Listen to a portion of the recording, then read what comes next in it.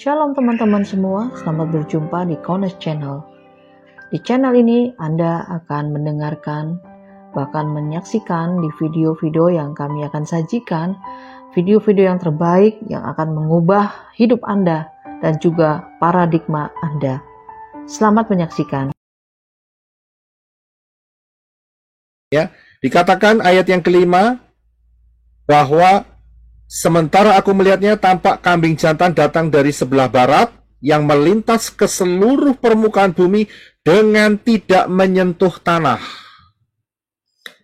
It says here in verse 5, I was observing and saw a male goat came from the west over the surface of the earth without touching the ground. Maksudnya tidak menyentuh tanah ini kayak terbang, jadi cepatnya itu luar biasa.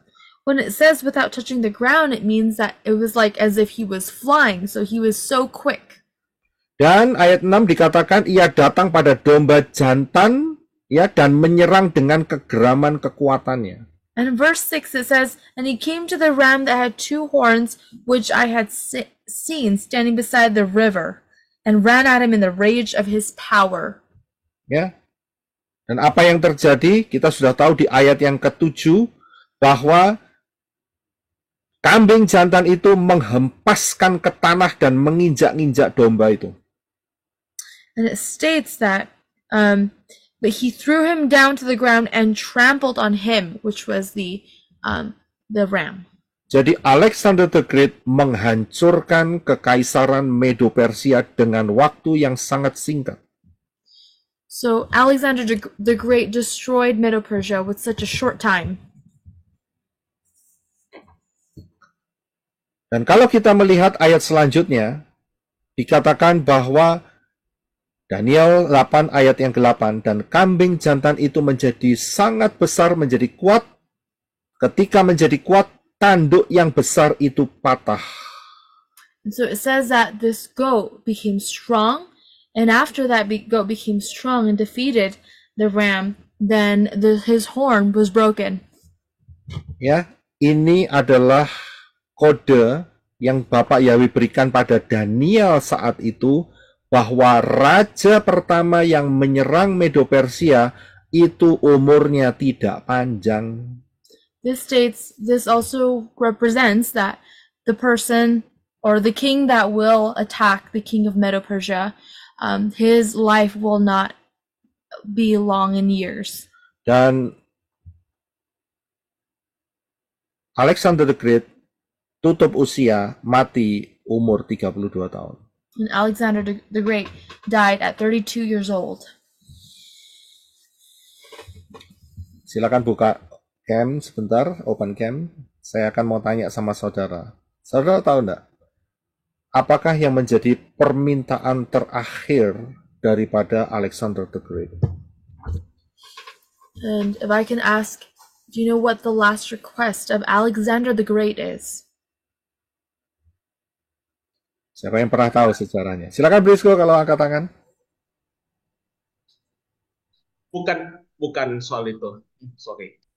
Oh. Siapa yang tahu? Pak Herwin?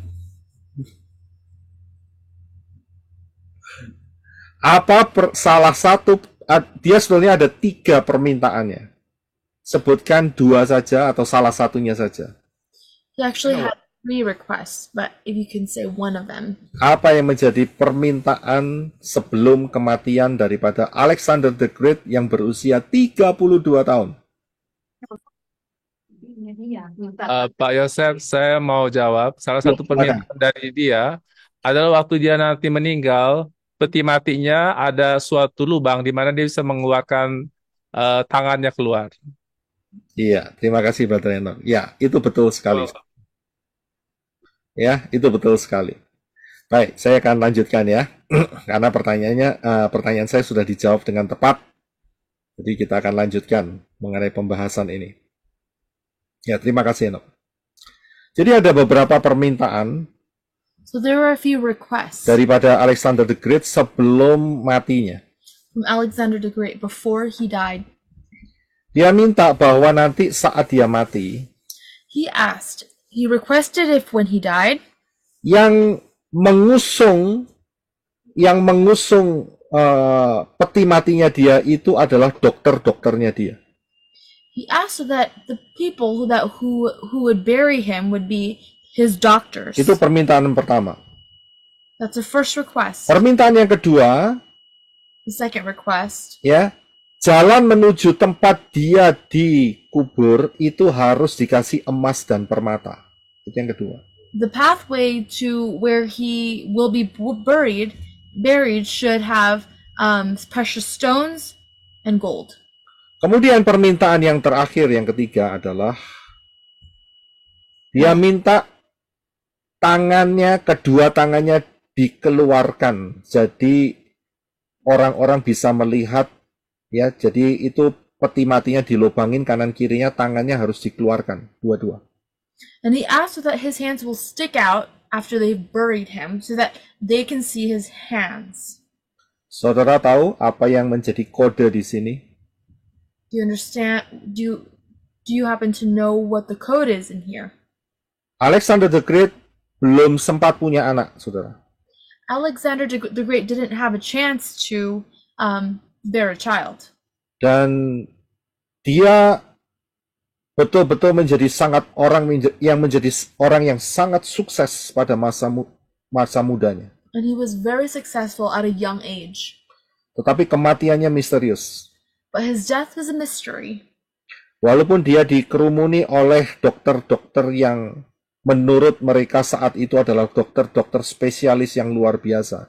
Even though he was accompanied by doctors who were special. Tapi dokter-dokter itu tidak mampu menyelamatkan nyawa daripada Alexander the Great. But those doctors do not have the ability to save Alexander the Great. Karena itu dokter-dokternya disuruh mikul peti matinya. And that's why the doctors were told to bury him. Alexander the Great tahu bahwa yang dokter-dokter itu, maksud saya dokter-dokter itu tidak bisa memperpanjang usianya dia. Alexander the Great knew that those doctors would not be able to extend his lifetime. Mungkin mereka adalah dokter-dokter yang pinter pada masanya, tetapi toh tidak mampu menyembuhkan penyakit daripada Alexander the Great, dan Alexander the Great harus mati. Maybe those doctors were very intelligent at the time, but those doctors were not able to extend the time or bring him back from his sickness at the time of his death. Dan kalau saudara lihat di dalam gambar yang sebelah kanan bawah ini, di dalam perjalanan menuju tempat pemakamannya dia itu diberi emas, berlian, dan permata-permata. And if you can see here on the image, you see that the pathway of where he was buried had to have stones and precious stones and gold. Dan dia adalah raja yang sukses dari daerah Eropa, menaklukkan banyak daerah dan mendapat kekayaan yang luar biasa. And he was a very wealthy and just powerful person. Akan tetapi dia buat lubang di peti matinya dan tangannya dikeluarkan saat itu. And even then he was buried and his hands came out from that burial place. Untuk menyatakan kepada orang-orang yang melihat peti mati daripada Alexander the Great, to show many people who were able to see Alexander the Great. Dengan kata lain, Alexander the Great mau berkata, saat aku mati, aku tidak bawa apa-apa. As if he was saying that when I died, I brought nothing with Aku me. adalah raja yang terbesar saat itu, tetapi saat aku mati, tanganku tidak bisa bawa apa-apa. It seemed like he did something super powerful and influential, but in the end, when he died, he received nothing. Mungkin ada di antara saudara yang mendengar kisah ini hari ini, saudara masih ingin membawa emas, perak, keuangan, mobil, rumah saudara untuk masuk surga. Maybe there are some of you here who was thinking maybe you want to bring your money or your silver or gold or house or your car into your grave, itu adalah pikiran yang bodoh dan super bodoh sekali. that is such a very, very foolish thought. Raja yang sangat kaya, muda, dan sukses ini sudah menyatakan mati tidak bawa apa-apa. The successful young man, king, he already stated that when you die, you don't bring anything. Apa yang bisa dibawa manusia saat dia mati? What can a man bring when he dies? Perbuatannya, Pak. Iman. Yang paling Namanya, nama baiknya. kira-kira saudara mau bawa apa? Perbuatan, Pak. Perbuatan. Ada lagi?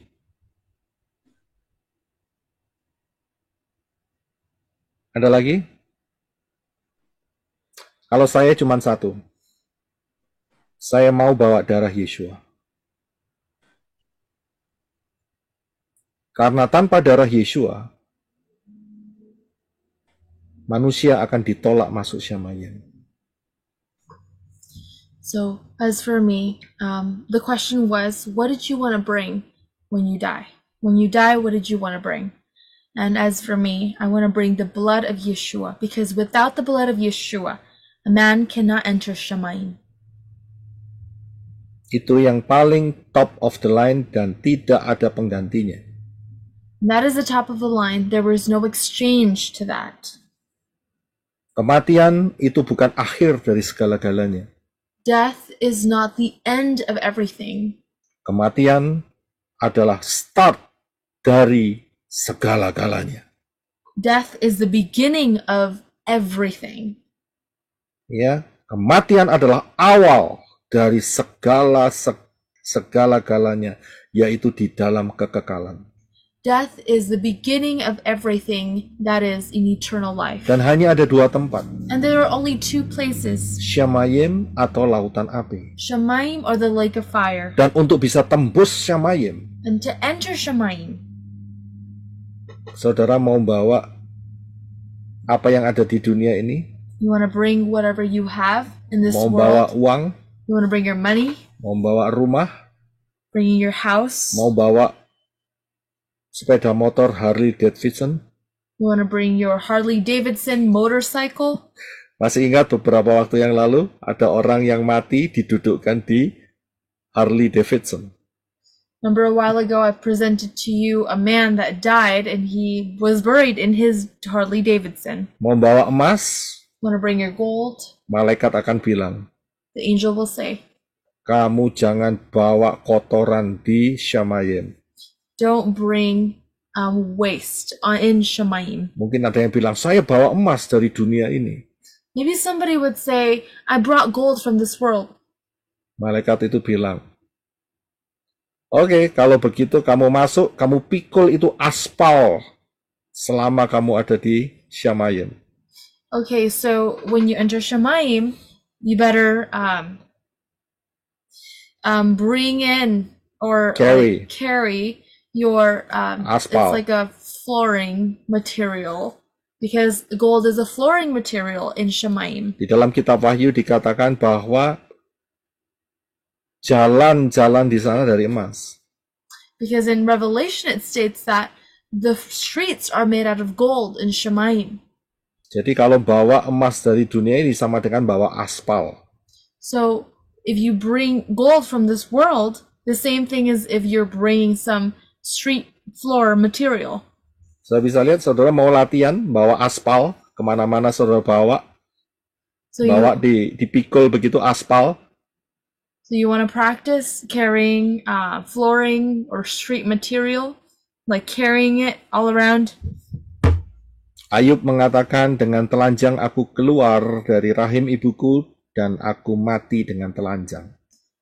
Job said that he was naked coming out from his mother's womb, and when he came back to it, he was still naked. Tidak bawa apa-apa. He did not bring anything. Karena itu Yeshua memberikan satu cara, That is why Yeshua gave one way. yaitu persekutuan dengan tubuh dan darah Yeshua. That is a communion with the blood and body of Yeshua. Dan itulah makanan yang sesungguhnya. That is true food. Karena untuk masuk Shamayim harus pakai darah Yesus. Because to enter Shemayim, we must use the blood of Yeshua. Saya yakin kode yang diberikan oleh Alexander the Great ini luar biasa sekali.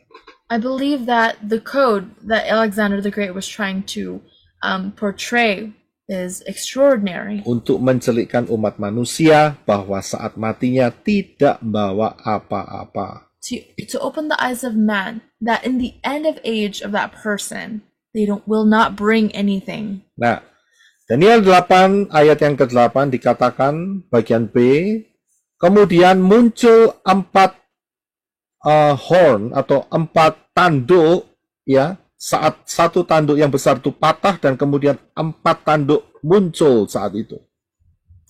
And it states in verse 8, it says, and the male goat became very great, but when he was very strong, the large horn was broken, and in place of it, 4 conspicuous ones came up toward the 4 winds of the heavens.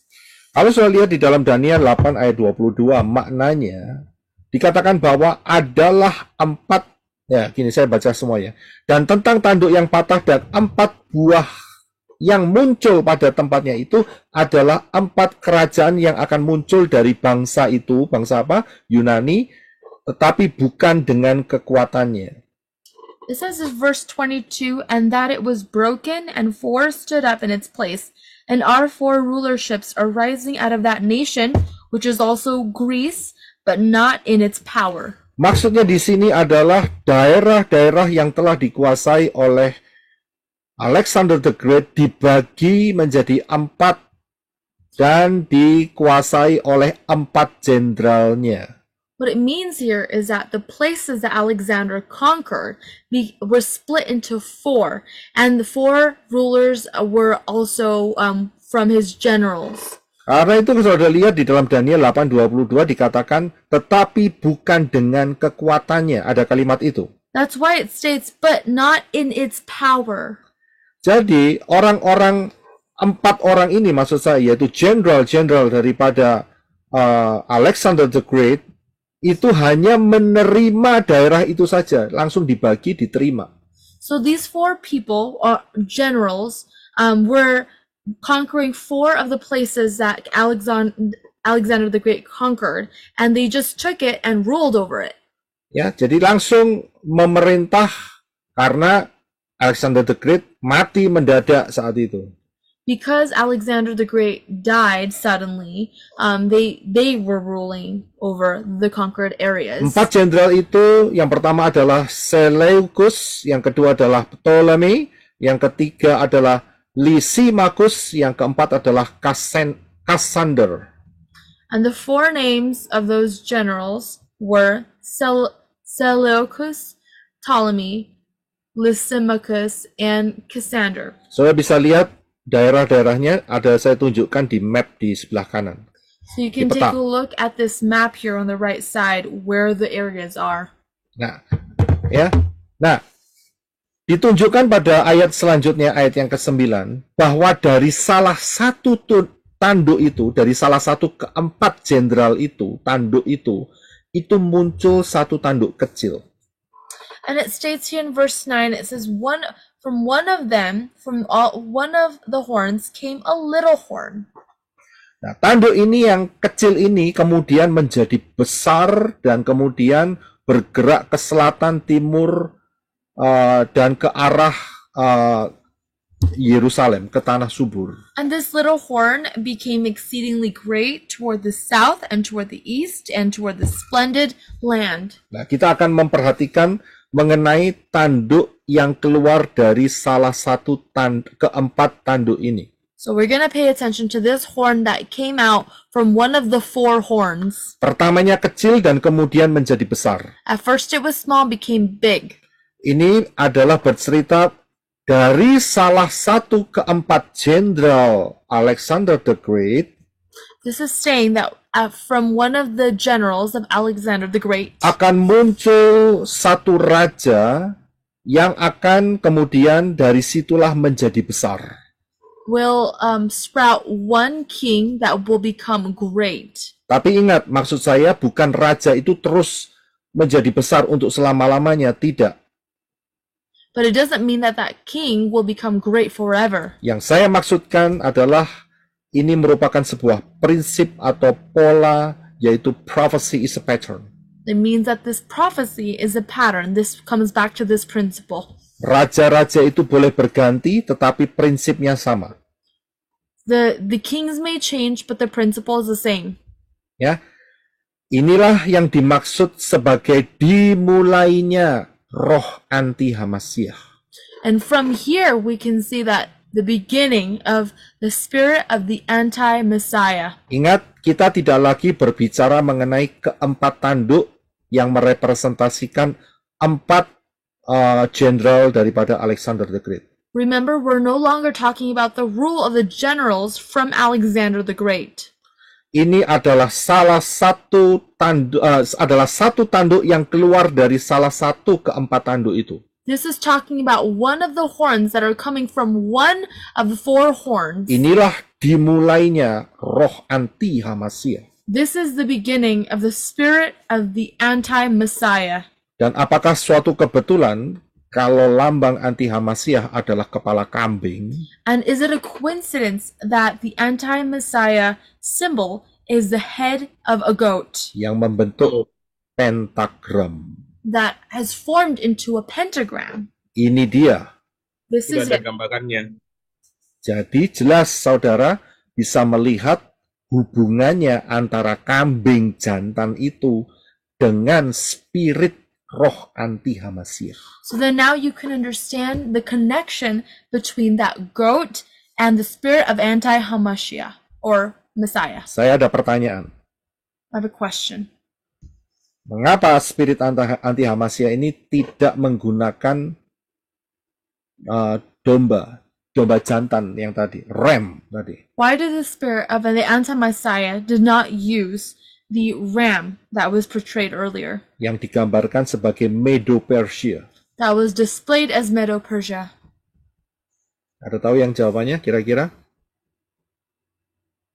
Mengapa menggunakan kambing, tidak menggunakan Medo-Persia? Why did they use a goat and not, or why did not they use a ram Saya instead? perjelas, mengapa spirit anti Hamasyah tidak dimulai dari ram atau dari domba tadi, tetapi dimulai dari kambing. So why is it that the spirit of anti-Messiah, why did not stem from the ram? Why is it the goat? Ada yang mau jawab? Ya, Sesuai Pak. dengan karakter kambing itu, Pak. Sesuai dengan karakter. Oke, kita tampung dulu. Ada lagi Pak Budiman, silakan. Kalau kambing itu sikapnya melawan, menanduk, Pak. Tapi kalau domba kan menurut dengan gembalanya, Pak. Itu Ya. sikapnya. Jawabannya hampir sama dengan sister yang menjawab tadi. Ada lagi yang mau mencoba dengan jawaban yang berbeda? Mengapa spirit ini tidak dimulai saat domba jantan tadi? Ingat, domba jantan itu adalah lambang, gambar daripada apa?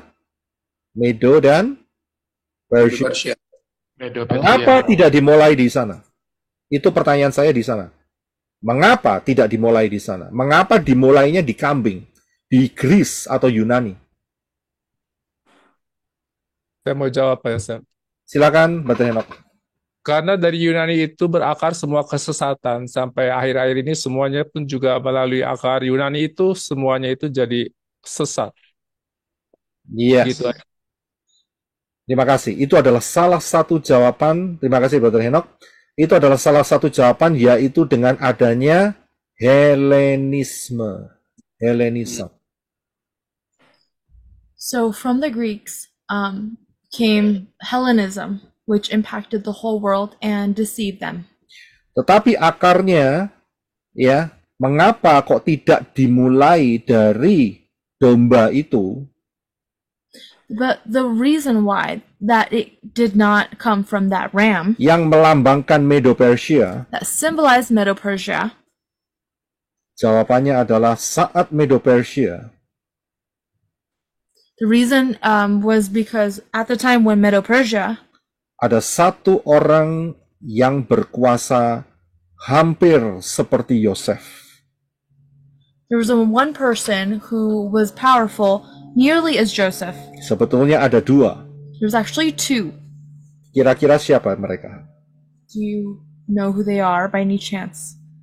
Daniel? Daniel bukan. Bukan. Daniel itu bagian awal. Bagian akhirnya ada seorang yang namanya Mordekhai. Dan di situ juga ada Ratu Hadassah, Esther. So at that time was Esther and Mordecai. Jadi, mengapa spirit anti-Hamasiyah itu tidak dimulai dari domba itu? Karena domba itu ada anak-anak Bapak Yahweh di sana. So the reason why the horn did not begin from Medo-Persia was because there were the people of Yahweh in that nation at the time. Tetapi kambing itu merepresentasikan Greece atau Yunani, di sana tidak ada anak-anak Bapak Yahweh. So at the time when Greece or the Greeks ruled, there were no one who was siding with the people of Yahweh. Yang saya maksudkan anak-anak Bapak Yahweh adalah orang-orang Yahudi yang cinta Bapak Yahweh. What I'm talking about the people of Yahweh are the people of Israel who loved Father Yahweh. Di dalam masa Medo-Persia, ya kita bisa temukan Daniel itu masa Medo-Persia juga. So in Medo-Persia we can find people such as Daniel, Kemudian Esther, Hadassah. just like Esther Kemudian Hadassah. siapa lagi? Mordekhai. and Mordecai, Siapa lagi? Daniel's friends. Oh, siapa? Misael namanya Azaria. Oh, bukan. Iya, Pak. Itu masanya masih Nebukadnezar. Siapa lagi? Hadassah. Hadassah, ya sudah saya sebutkan. Iya. Ya, terima kasih Pak Marlon. Ada lagi? Nehemia, Nehemia. Oh, iya. Nehemiah. Esra. Esra dan Nehemia itu zamannya Medo-Persia, saudara. Mhm. Ya, paham ya di sini ya. Iya, Ini, iya. ini sekalian saudara belajar mengenai time travel. Ya. Nah, perhatikan yang selanjutnya ini. So pay attention to the next slide. Tadi dikatakan bahwa tanduk itu mulai kecil dan menjadi besar. So remember that it said that that horn was small and then it became great. Spirit ini masuk ke dalam satu raja Greek atau raja Yunani yang bernama Antiochus keempat Epiphanes. This spirit went inside the Greek king called Antiochus IV Epiphanes. Ya, raja ini adalah raja Greek atau Yunani. This is the Greek king. Ya, ini belum Romawi, saudara. Ini masih Yunani. This is not yet the Romans. But Tapi this is still Greek. saat itu raja ini dia menguasai daerah Yerusalem, tanah Kanaan. At the time this king, he ruled over Jerusalem. Dan kurang ajarnya, raja ini meletakkan patung dewa Zeus di bait suci yang ada di Yerusalem saat itu. And wrongfully, he sacrificed a pig. No, dia taruh patung dewa Zeus. Oh, sorry. He put the idol of Zeus inside the area of Jerusalem. Dan kemudian di mezbah korban bakaran yang dibakar itu bukan domba tetapi babi. And on the altar, he put not a ram, but a pig. Jadi dia memberikan perintah patung Zeus harus diletakkan di bait suci yang ada di Yerusalem, dan korbannya adalah babi. So he gave orders that the idol Zeus must be put in Jerusalem, and they must sacrifice a pig. Inilah start di mana roh anti Hamasyiah itu mulai muncul. This is the beginning of the anti-Hamashiach spirit that began to appear. Saya punya pertanyaan, kira-kira setelah peristiwa ini ada peristiwa apa yang terkenal? So what would be the next event after this? Ada peristiwa apa? Apakah Ada Natal. Hanukkah. Iya, peristiwa yang benar adalah Hanukkah, betul. Inilah peristiwa di mana sebelum Hanukkah itu terjadi. So this is the event before Hanukkah happened. Karena kekejian daripada Antiochus yang keempat Epiphanes ini, maka Yehuda Makabi itu mengadakan pemberontakan dan berhasil.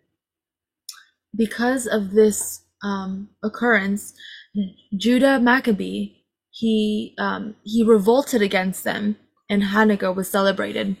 Ya, dan berhasil karena berhasil membersihkan dan merededikasikan bait suci saat itu. And at that time, they cleansed the temple and they rebuilt it. Dari kekejian yang telah dilakukan oleh Antiochus keempat Epiphanes. That was from a disgust that was occurring and under the rule of the king. Ya, jadi Yehuda Makabi menang dalam hal itu. Judah Maccabee, he won in that area. Dan kemenangan ini jatuhnya bulan Desember. And this victory fell on the month of December. Ya, karena itu perayaan Hanukkah dirayakan bulan Desember. And that's why Hanukkah celebrated in December. Dengan satu simbol yaitu menorah yang jumlah kakinya adalah 9. With a symbol, that is that the menorah had 9 candles. Ya, disinilah kita bisa tahu mengenai perayaan Hanukkah itu. From here, the celebration of Hanukkah was celebrated. Di dalam Yohanes 10 ayat 22 sampai 23, Yeshua juga mampir ke acara atau perayaan penahbisan ini, saudara. In John chapter 10 verse 22-23, Yeshua also was visiting this event. Ya, karena kejadian daripada Yehuda Makabi ini itu adalah sekitar 100 tahun lebih sebelum kelahiran Yeshua.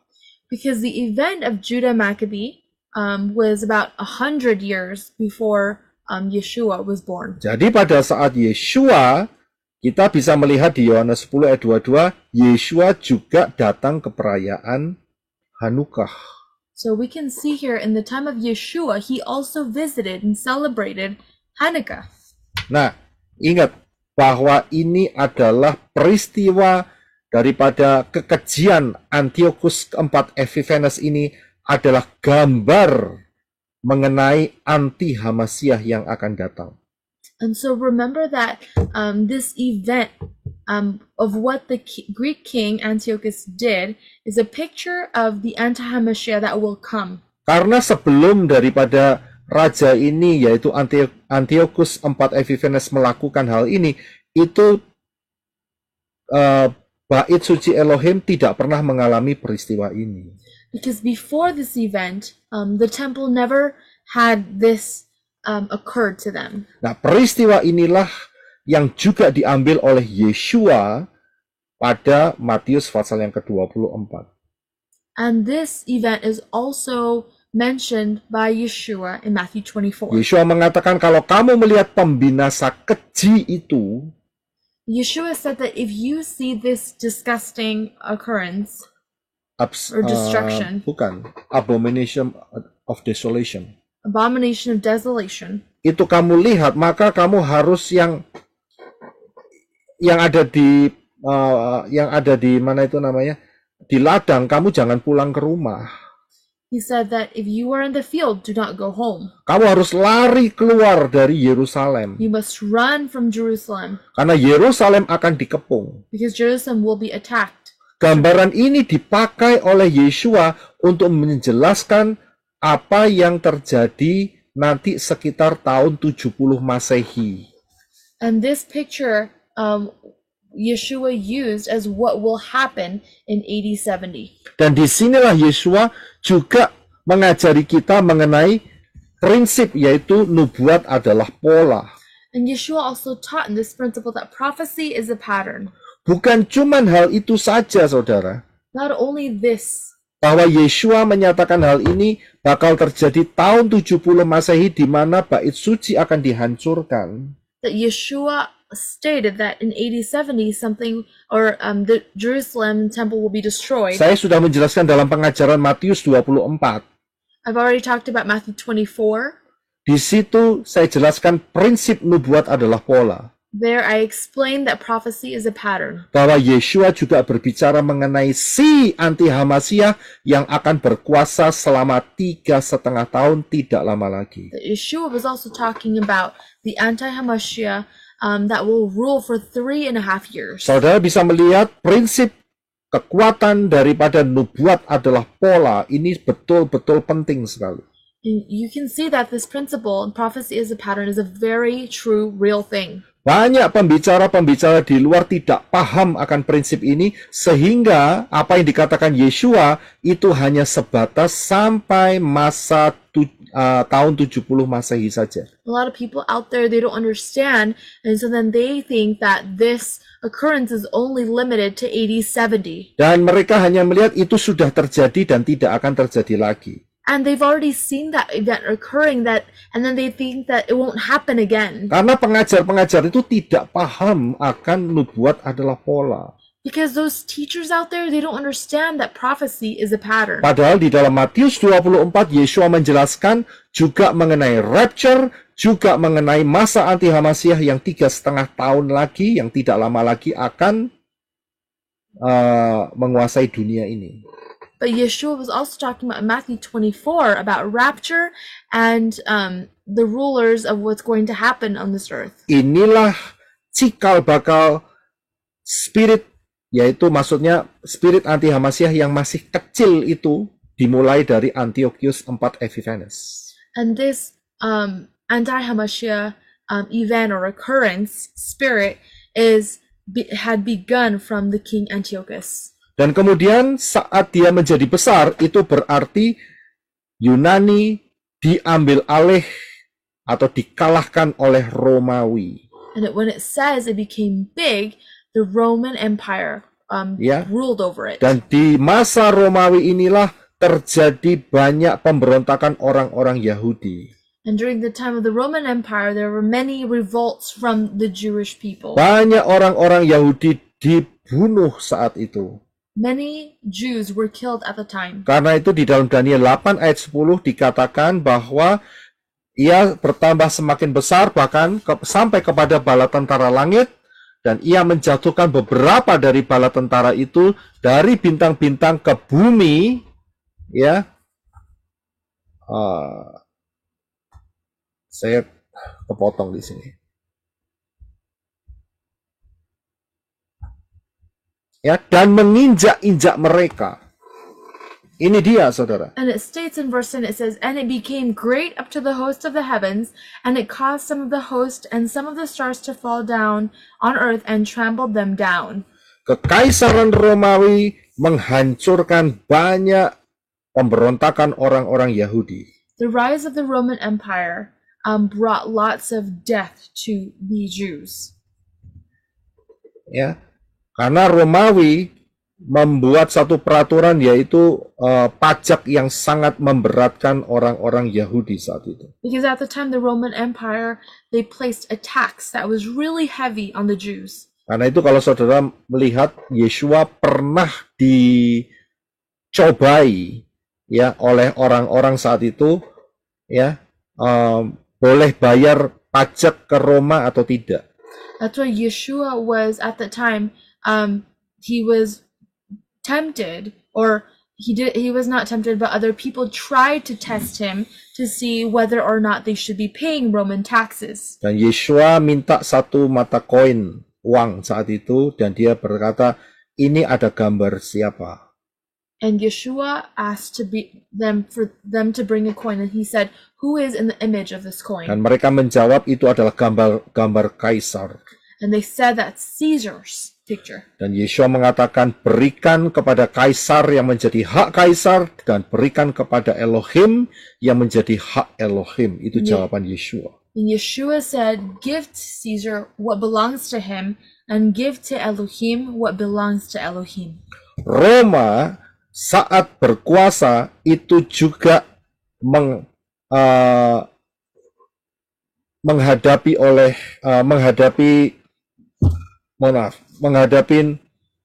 maksud saya gini, Roma di dalam masa kekaisaran Roma, ya, dikatakan di dalam Daniel 8 ayat 23 itu melawan raja segala raja. And in the Roman Empire during their time, they ruled over all kings. Ya, nah, siapakah raja segala raja yang dilawan oleh Romawi ini? And who was the king of kings that the Romans were against? Tidak lain adalah Yeshua HaMashiach. None other than Yeshua HaMashiach. Pilatus pernah tanya sama Yeshua, Pilate asked Yeshua, apakah kamu seorang raja? "Are you a king?" Dan Yeshua menjawab, And Yeshua answered, kalau kerajaanku bukan dari dunia ini. "If my kingdom is not from this world."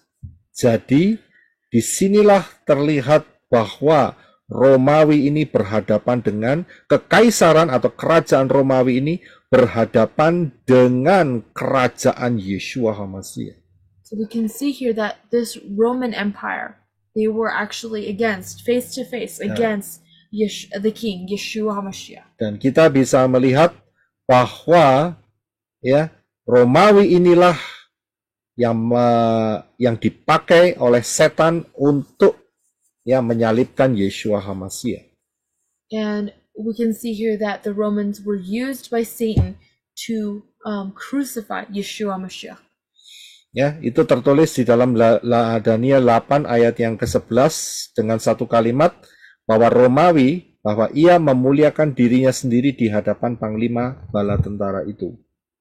And it was written in verse 11, it says, "It even exalted itself as high as the prince of the host." Maksudnya Romawi ya berhasil membunuh Yeshua HaMashiach, panglima bala tentara. It meant that the Roman Empire was successful in killing Yeshua HaMashiach. Dan itu diteruskan ya, spirit anti HaMashiach yang ada di dalam Roma itu dilakukan yaitu pada saat tahun 70 Masehi, di mana bait suci Elohim dirobohkan, dan itu sudah tertulis dalam Daniel 8 ayat yang ke-11. The spirit of anti-Mashiach was continuous in all the years, even in the Roman Empire, and was written in Daniel 8, verse 15. Verse 11. Verse 11. Yang berbunyi, olehnya kurban persembahan sehari-hari telah dihapuskan, dan dasar tempat kudus telah dirobohkan. Verse 11. 8:11b. I don't have that. Oh, and it took that which is continual away from him and threw down the foundation of his set apart place. So bisa lihat ini adalah kalimat yang merepresentasikan bait suci Elohim dihancurkan oleh Romawi tahun 70 Masehi. So if you can see, this is the Roman Empire that destroyed the Holy Temple in AD 70. Karena tidak ada tempelnya, maka jelas persembahan sehari-hari ya jelas dihapus, nggak akan ada. And because there was no temple, as a result, there were no such thing as sacrifice every day. Dan di dalam Daniel 8 ayat yang ke-24 dikatakan, yang merah ya, sudah bisa lihat, dengan luar biasa ia menghancurkan dan sukses lalu bekerja untuk menghancurkan orang-orang berkuasa dan orang-orang kudus. And in verse 24 it states, "And in the latter time of their rule, when their transgressors have filled up their measure, a sovereign fierce of face and killed at intrigues shall stand up." Orang-orang kudus ini dimaksudkan adalah gambaran daripada orang-orang Israel. I'm sorry, that was verse 24. Verse 24, yes. "And his power shall be mighty, but not by his own power, and he shall destroy incredibly, and shall prosper and thrive, and destroy mighty men, and set apart people." The set apart people means Israel. Ya. Bahkan di dalam Daniel 8 ayat yang ke-13 itu dinyatakan dengan satu kalimat bahwa kerajaan anti Hamasyah ini itu juga telah dinyatakan rahasianya, yaitu di dalam kalimat "sampai kapankah", kemudian ya, menjadikan bala tentara itu terinjak-injak. Ini merepresentasikan masa anti Hamasyah yang lamanya 3,5 tahun, tidak lama lagi. So even then, this is also talking about the end times, where the anti-Hamashiach will step in. As it says here in verse 13, it says, "Till when is the vision?" And it says later on, to make both the set-apart place and the host to be trampled underfoot. Daniel 8 ayat yang ke-24 dikatakan, 8 ayat 25. Dikatakan bahwa ada kalimat, ia akan memegahkan dirinya. Perhatikan kalimat itu. And it says in verse 25, it says that he shall make deceit prosper in his hand. Dia akan memegahkan dirinya.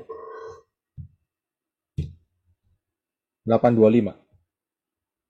This is 8:25. Oh, he will hold himself to be great in his heart. Ya, dan itu sama dengan apa yang saudara bisa dapatkan di Wahyu 13. And you can also see this in Revelation 13. Ayat yang ke-5. Verse 5. Tolong Brother Heno bisa baca untuk kita. Wahyu 13 ayat yang ke-5. 13 ayat 5. Dan kepadanya diberikan sebuah mulut yang berkata-kata besar dan hujatan, dan kepadanya diberikan wewenang untuk melakukannya selama 42 bulan. Saudara bisa lihat di sini, ada kalimat ia memegahkan dirinya. Itu sama dengan mulutnya penuh kesombongan dan hujat. So it even says here that he was given a mouth speaking great matters and blasphemies. It's the same correlating verse. Jadi saudara bisa lihat di dalam Wahyu 13 ayat yang ke-5. Inilah ayat yang seirama dengan Daniel 8 ayat 25. Revelation 13 verse 5 is correlated to the verse in Daniel 8 verse 25. Nah, saya akan teruskan. Ya, dikatakan bahwa Daniel 8 ayat 25, dia akan bangkit melawan raja segala raja, tetapi ia akan dihancurkan tanpa perbuatan manusia. Perhatikan ayat itu. And in verse 25, it pay attention to this verse as it says that through his skill he shall make deceit prosper in his hand, and hold himself to be great in his heart, and destroy many who are at ease, and even stand against the prince of princes. Yet without hand he shall be broken. Kita akan melihat satu kalimat yang berkata, ia akan bangkit melawan raja segala raja. We're going to take a look at the statement that says, he shall stand against the prince of princes. Tetapi ia akan dihancurkan tanpa perbuatan manusia. Yet without hand he shall be broken. Ingat prinsip yang satu ini, nubuatan adalah pola. Remember this, that the prophecy is a pattern. Ayat ini berbicara mengenai dua event yang berbeda. This verse is talking about two different events. Jadi ayat yang mengatakan, ia juga akan bangkit melawan raja segala raja. So it says that he shall stand against the prince of princes. Yang pertama yaitu kejadian di mana Roma itu membunuh Yeshua HaMashiach. The first event is where Romans killed Yeshua HaMashiach. Dan ini sudah diprofesikan, sudah dinubuatkan oleh Bapak Yahweh Melalui kitab Kejadian 3 ayat 15, engkau akan meremukkan tumitnya. And this has been prophesied by Father Yahweh himself in Genesis 3, verse 15. Inilah perangan yang pertama. This is the first war. It says, you will crush his heel. Ya, yang kedua adalah mereka akan berhadapan lagi dengan Yeshua HaMashiach saat perang Armageddon. And later on, in the second event, they will face Yeshua Mashiach in the war of Armageddon. Tidak lama lagi, saudara. 7 tahun, 6 tahun, 7 tahun lagi. Not long after this, about 6 to 7 years. Dan disinilah Yeshua HaMashiach betul-betul akan membinasakan, menghancurkan anti-HaMashiach. And in this war is where Yeshua will truly destroy the anti-Hamashiach. Jadi, kita harus ingat prinsip nubuatan adalah pola. We must understand that prophecy is a pattern. Ayat ini berbicara dua event yang berbeda dengan jarak waktu sekitar 2000 tahun. These are talking about two different verses in a span of 2,000 years. Dan di dalam Daniel 8 ayat yang ke-14 ya, dikatakan dikatakan begini, ya. Sampai kapankah? Kemudian jawabannya adalah selama 2300 petang dan pagi, barulah tempat kudus itu akan ditahirkan kembali.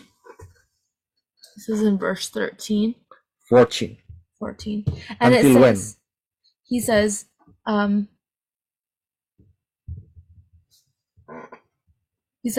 he said to me, for 2,300 nights, then that which is set apart shall be made right. Ya, inilah kunci untuk memecahkan kode 2300 pagi dan petang. This is the key to break that 2,300 nights. Karena di akhir 2300 pagi dan petang, tempat kudus itu ditahirkan. Because after the 2,300 nights, then after that, everything will be made right. Ditahirkan itu betul-betul sudah dikuduskan, tidak ada yang namanya cacat.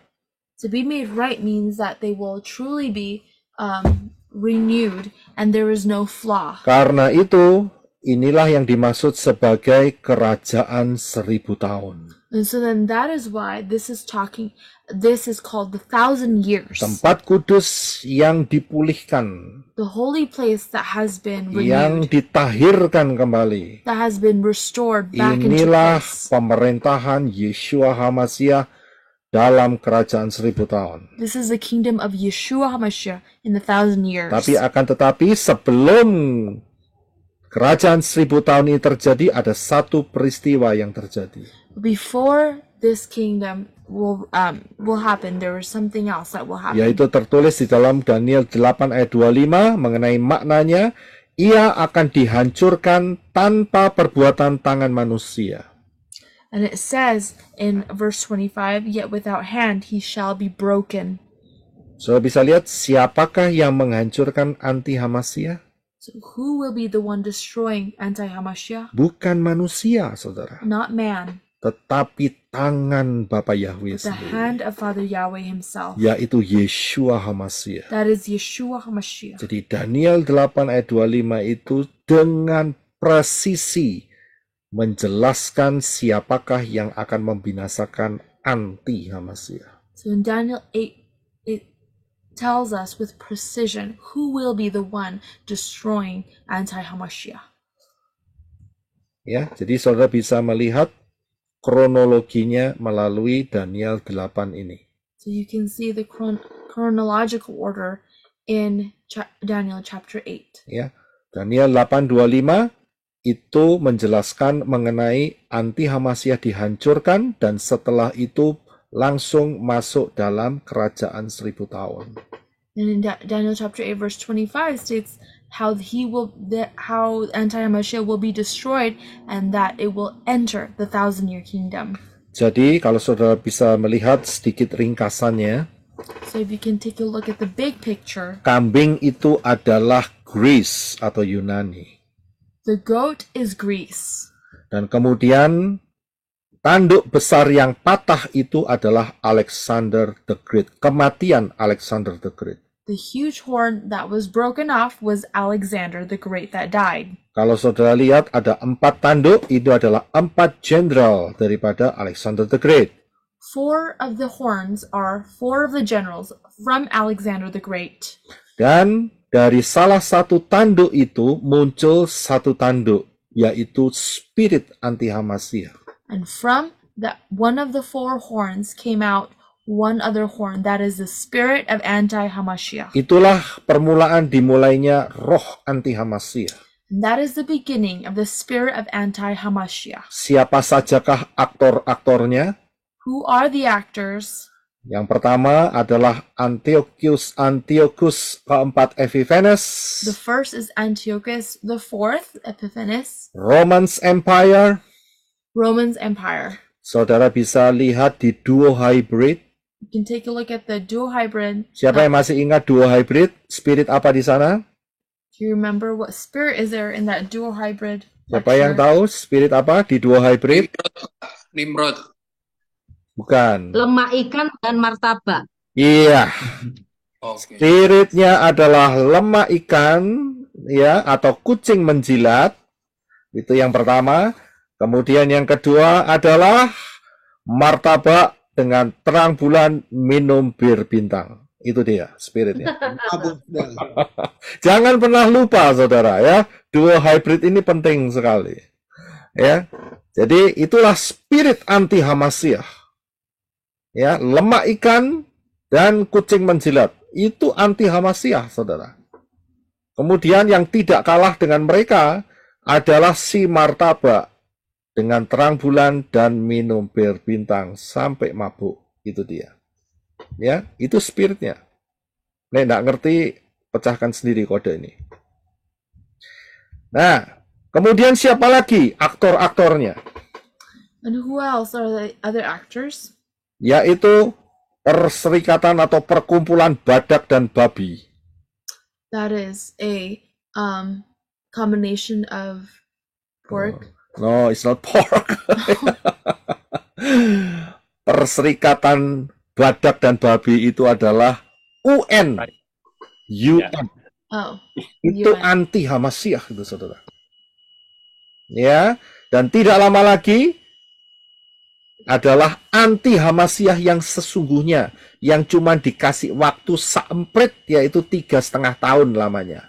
And finally, the true anti-Hamashiach that will be given about 3.5 years. Inilah rahasia 2.300 pagi dan petang yang diungkapkan di dalam kehidupan saudara dan saya.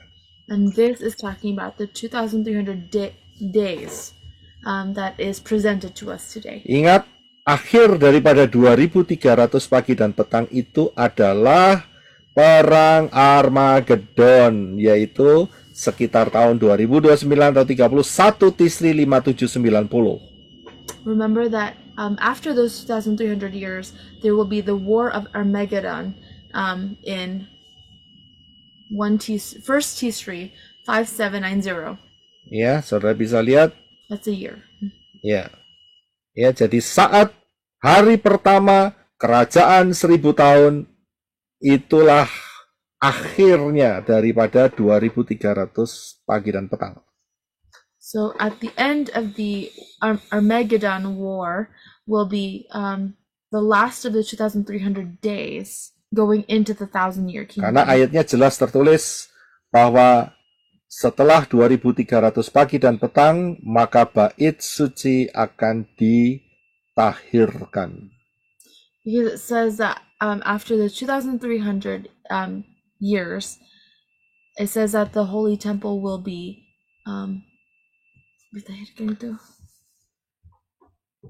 Be cleansed. will be Normal. cleansed and renewed. Normal. Clean. Will be sanctified. Sanctified. Sanctified. Ya, paham ya sampai di sini ya. Nah, saya akan bawa saudara mengenai apa yang dipercayai oleh Seven Days Adventists. So I'm going to bring to you what the Seventh-day Adventists believe. Konsep 2.300 pagi dan petang ini.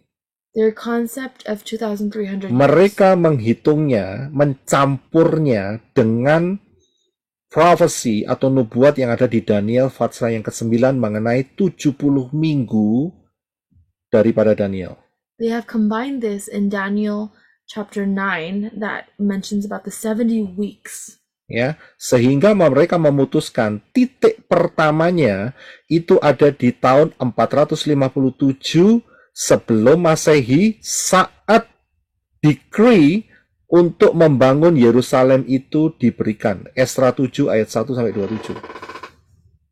So as a result, they have decided that it starts from 457 BC at the decree of the rebuilding of Jerusalem, all the way to Nehemiah. Ya, saat itu Ezra. Yeah, at the time of Ezra. Ya, itulah adalah titik awal yang mereka hitung. And that is at the beginning point of where they have counted. Dan perhitungan mereka akhir daripada 2.300 hari yang sama dengan adalah 2.300 tahun itu ada di tahun 1844 Masehi. And from their calculations, they think that starting from there, 2,300 years later, will end at AD 1844. Sebelum Advent berdiri, ya, untuk menerima pengajaran ini ada seorang yang bernama William Miller.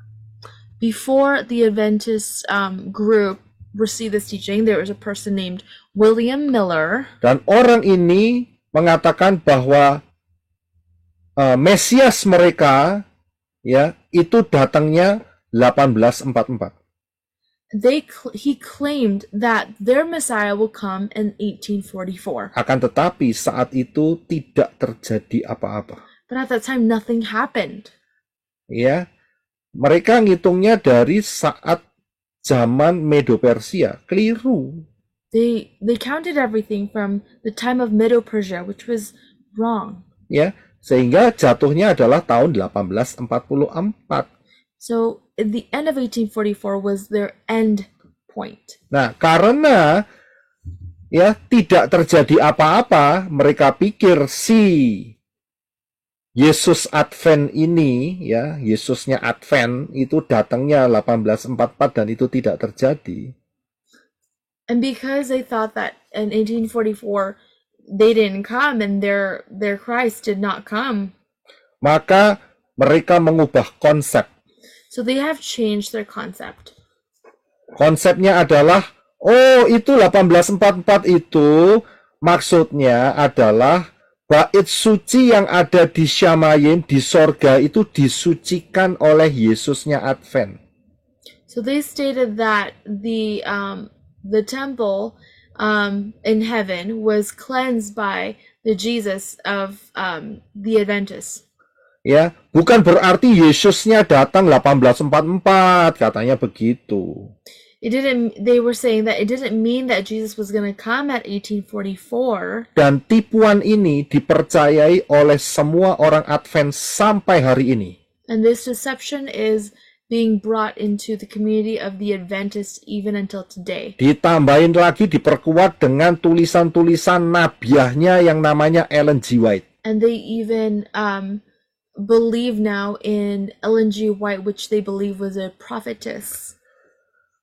Kalau saya perhatikan di sini, hanya ada satu ayat yang mereka pakai, yaitu Daniel 8 ayat 14.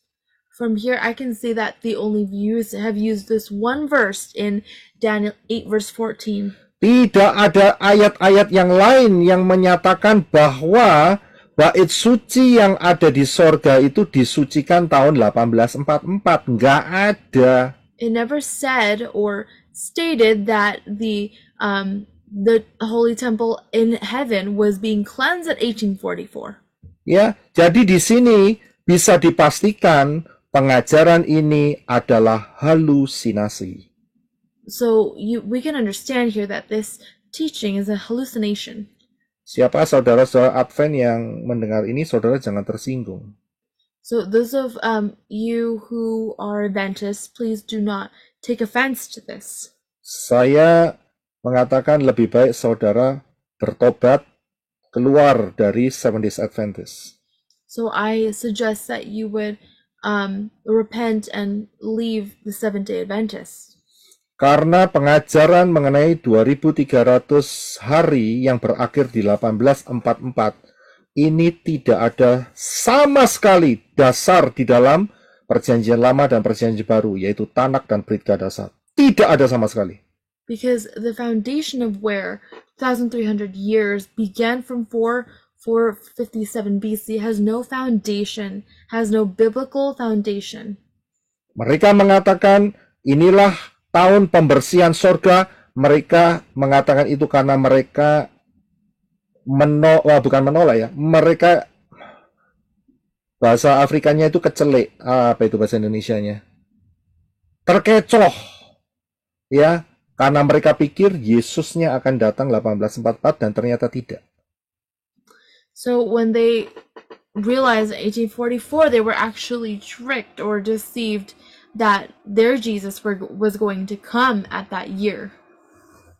Jadi, tahun 1844 Masehi tidak ada dasar fondasi firman apapun yang mendukungnya. AD 1844 has no biblical foundation that supports it. Kalau tidak ada dasar fondasi firmannya, berarti itu hanya ngimpi, halusinasi. So there's no foundation to it. It's actually just a dream or a hallucination. Ya. Apakah mau mempercayai kebenaran yang berdasarkan halusinasi? Do you want to believe in something that has a hallucination? Kalau saya tidak, saya mau percaya kepada dasar fondasi yang benar, yaitu Tanak dan Brit Kadasa. And I don't want to. I want to believe in a foundation that has the Old Testament, Tanakh, and Brit Hadasa, New Testament. Seventh Days Adventist percaya kepada Tritunggal. Seventh-day Adventists also believe in the Trinity. Saya ketik, do Seventh Days Adventist believe in Trinity? Jawabannya adalah yes. Mereka percaya ya bahwa ada 3 Elohim, karakter Elohim. 1 Father, Bapa, 1 Anak, dan 1 Roh. Itu beda-beda. Akan tetapi mereka agree jadi satu. So they also believe in the Trinity, whereby there's 3 Godheads, which is the Father, Son, and the Holy Spirit, different persons, but they agree in one purpose. Inilah yang mereka percayai, yaitu mereka percaya kepada polytheism, banyak Tuhan. And so right here we understand that they believe in polytheism, where they believe in many gods. Dafar Elohim yang sesungguhnya tidak mengajari mengenai 3 pribadi yang berbeda. The word of Elohim does not teach us that there are 3 persons.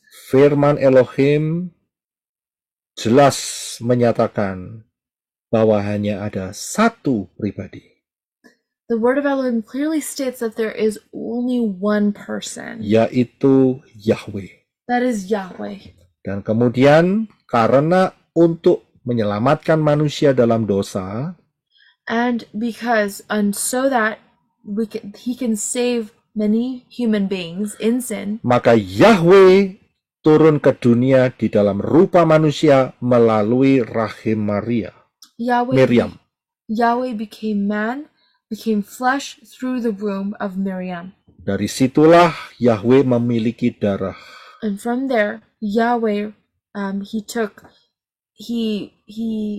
had blood. Supaya manusia yang beriman kepada Yahweh di dalam Yeshua HaMashiach dapat diselamatkan masuk sorga. So that those who would believe in Yeshua HaMashiach will be able to go to Shemaim. Jadi bukan banyak pribadi, tapi hanya 1 pribadi. Not many persons or personalities, only one person.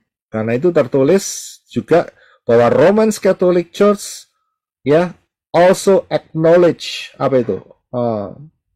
Acknowledge apa? Roma Katolik mengakui doktrin Trinity ini yang dipercayai oleh Seventh Days Adventist. Lah karena spiritnya podo gitu loh, karena rohnya sama. And that's why the Catholic community, they also approve of the Seventh-day Adventists because they have the same doctrine, which is a Ya, Trinity, same spirit juga, and ya kan? same Spirit. Jadi tidak terlalu kaget lah untuk hal ini. Juga Seventh-day Adventist tidak percaya rapture. The Seventh-day Adventists also do not believe in rapture. Mereka nggak percaya. Mereka kalau nggak percaya berarti menolak rapture. They don't believe it. That means they have rejected the idea of rapture. Dan Seventh-day Adventist tidak percaya penghukuman kekal untuk manusia di lautan api. And they also do not believe the eternal punishment of man in the lake of fire. Ya, Seventh-day Adventist tidak percaya hal itu. They don't believe those things. Jadi buat saudara-saudara yang sekarang masih gandrung, apa itu gandrung? Jatuh cinta dengan Seventh-day Adventist, kalau saudara mau masuk surganya Bapak Yahweh, Shamayim, lepaskan saja. So for those of you who want to enter Shamayim, the heaven that belongs to Father Yahweh, you have to let go of the Seventh-day Adventist concept. Ikutin apa yang menjadi perkataan firman Elohim di dalam Tanak dan Brit Hadasa. Follow what the word of Elohim said in Brit Hadasa. Satu lagi, Seventh-day Adventist itu kalau melihat firman Elohim harus pakai bukunya Ellen G. White.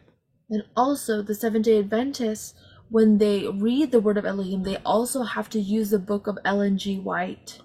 Jadi nggak boleh langsung ke membaca atau mengerti firman Elohim. They can't just go immediately to learn the word of Elohim. Berarti antara firman Elohim dengan manusia itu harus ada perantaranya. So between Elohim and them, there have to be a mediator, is what they believe. Ya, nah itulah sama dengan kucing menjilat That's the same. Katolik, That's the same as the Catholic concept. ya kan? Harus ada penengahnya. Penengahnya adalah ibunya, begitu loh. Ya kan? And so it's the same as Catholicism, whereby the mediator must be there or present, which is also sometimes his mother, Miriam, Ya, yang bisa membawakan doa-doa begitu. that may bring certain prayers. Saya akan akhiri dengan hal ini. So I'm going to end with this. Kalau saudara melihat Daniel mengenai nubuat zaman akhir, So if you want to take a look at Daniel in the end times, dibagi menjadi 3 daerah besar, it was divided into 3 different areas. yaitu Daniel 7, That is Daniel 7. itu adalah garis besarnya. It was a big picture. Daniel 8 yang kita pelajari hari ini, Daniel 8, which is what we talked about today. dan ini setengah detail It's half of the details. karena ditunjukkan mengenai masa waktunya yaitu 2300 tahun. Because it has shown us or given us information about the 2,300 years. Dan itu bukan dihitung sejak zaman Medo-Persia, tetapi dihitung sejak zaman Yunani, sejak zaman peralihan antara Yunani ke Romawi. And it was not it did not begin from Medo-Persia, but it began between the time frames where Greece was entering into becoming a Roman Empire. Jadi itu yang di Daniel 8. Sedangkan yang paling detail itu ada di Daniel 9, yaitu minggu ke-70 Daniel. And the most details, which is in Daniel 9, that's going to be explained later. Now, explain about 70th week of Daniel. It's going to explain about the 70th week of Daniel. Ya, jadi inilah garis besarnya pemahamannya. Karena itu hari ini kita sudah hampir mencapai 2023. Mencapai 6.000 tahun sejak kejatuhan Adam dan Hawa. So now we've entered from the fall of Adam and Eve, and we're entering. Sebentar lagi akan masuk kerajaan 1000 tahun. We're entering the 1,000 years very soon. Hari ini kita sudah masuk di dalam cycle pertama, 3,5 pertama dari cycle Shemitah. So today we've entered already the first 3.5 cycle of Shemitah. Saudara bisa melihat di dalam pengajaran High Color 2026, jangan remehkan. in which you can take a look at this lecture in 2026. Do not take it lightly. Yeshua mengatakan kalau waktunya tidak dipersingkat, manusia tidak akan ada yang selamat. Yeshua stated that if the time was not cut short, many would not have been saved. Karena orang-orang pilihan, waktunya akan dipersingkat. And because of those chosen people, the time will be cut short. Saudara bisa mempelajari rahasia daripada waktu ini, yaitu di dalam rahasia 1290 hari dan 1335 hari. And you can take a look at this lesson only in Indonesian, and this lesson here in 1290 days and 1335 days. Dari situ kita melihat sebuah pola bahwa rapture akan besar kemungkinan jatuh di akhir tahun 2025 atau awal 2026. So from here we can see that the estimated time of rapture is going to be between 2026 and 2027. Karena siapa yang membutuhkan baptisan pembaharuan, saudara bisa screenshot untuk menghubungin anak-anak Bapak Yahweh yang siap membantu dalam baptisan pembaharuan. For those who need baptism, these are the numbers and contacts to receive them. Karena penting sekali untuk masuk dalam rencana keselamatan, yaitu melalui satu pintu, yaitu Yeshua HaMashiach. Because it is so important to enter salvation, that is the door, which is Yeshua HaMashiach. Dan kemudian setelah itu saudara masuk dalam baptisan pembaharuan di dalam nama Yahweh, nama Yeshua, dan Ruah Yahweh Elohim. And then entering into the baptism in Father Yahweh, Yeshua Mashiach, and Elohim, the true name. Berjalan bersama Yeshua HaMashiach dan belajar Dafar Elohim, tinggalkan semua perayaan-perayaan paganisme. To walk with Yeshua HaMashiach in the word of Elohim, to leave all the pagan celebrations. Yaitu Natal, Easter, dan kemudian Chinese New Year. That is Christmas, Easter, and Chinese New Year. Dan banyak lagi yang perayaan-perayaan yang tidak seturut Dafar Elohim. And many other celebrations that are not according to the word of Elohim. Terima kasih teman-teman semua yang sudah menyaksikan video ini. Sukses besar untuk kita semua. Bapa Yahweh memberkati. Haleluya. Amin.